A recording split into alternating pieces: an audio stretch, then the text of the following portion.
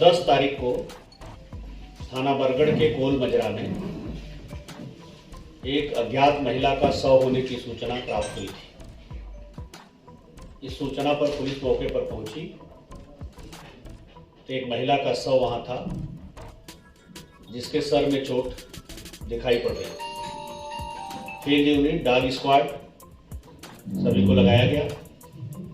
फिर महिला का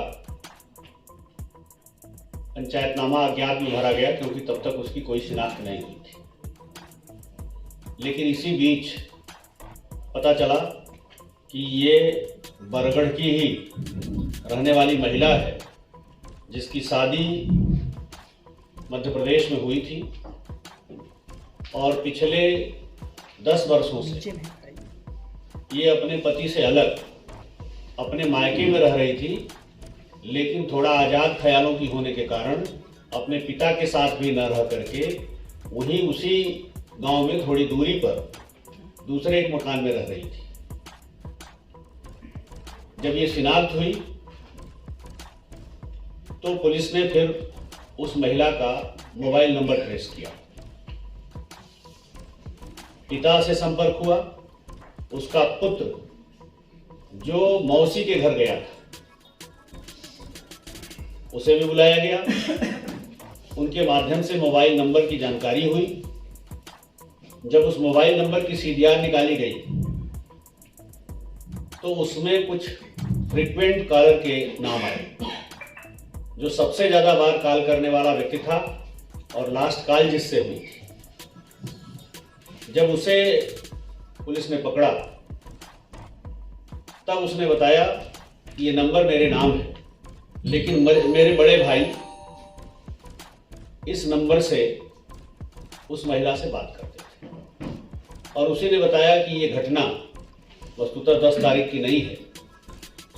ये घटना उससे 2.5-3 दिन पहले की घटना है। पोस्टमार्टम में भी आया है, लगभग 2.5 डेज ओल्ड की वो डेड बॉडी है।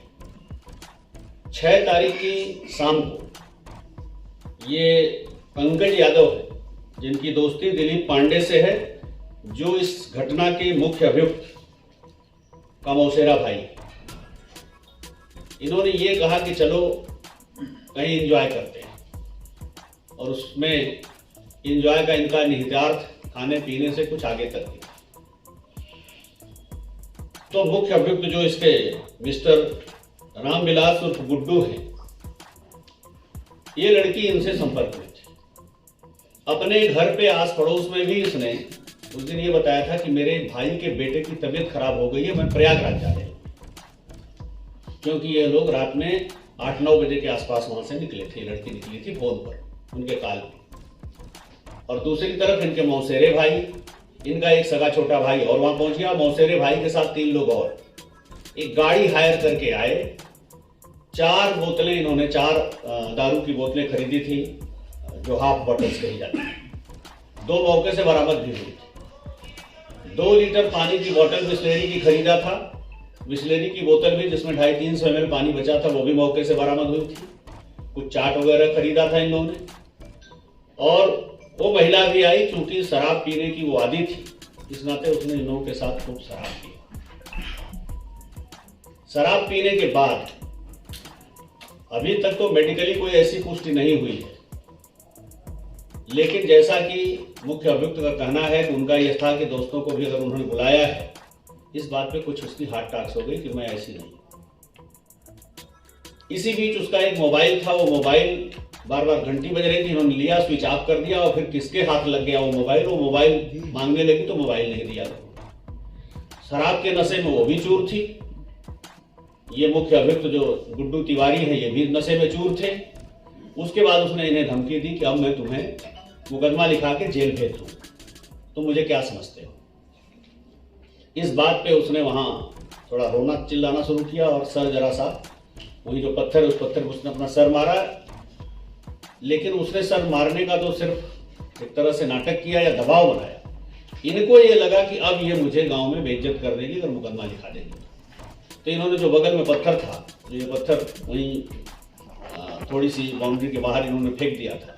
वहां नहीं मिला था मौके पर उस दिन जब हम लोग गए थे। तो उसी पत्थर से उसके सर पे दे मारा, जिससे कि वो कोमा में चली गई। और उसके बाद इनका कहना है कि साहब मैं वहां से छोड़ के भाग गया, और ये सारे लोग तो वहां से भाग गए। तो कुल मिला के 6 लोग इस पूरी घटना में इन्वॉल्व थे। कहीं ना कहीं कॉमन इंटेंशन सबका था। गुड्डू तिवारी से उसके नज़दीकी संबंध थे। गुड्डू तिवारी इसी में अपने और दोस्तों मित्रों को भी, मौसेरे भाई को भी खुश कराना चाहते थे। उसने उससे इनकार किया, जिसके चलते उसकी हत्या हो।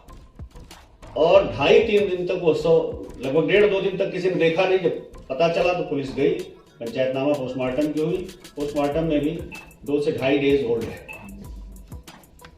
सर जिसका मोबाइल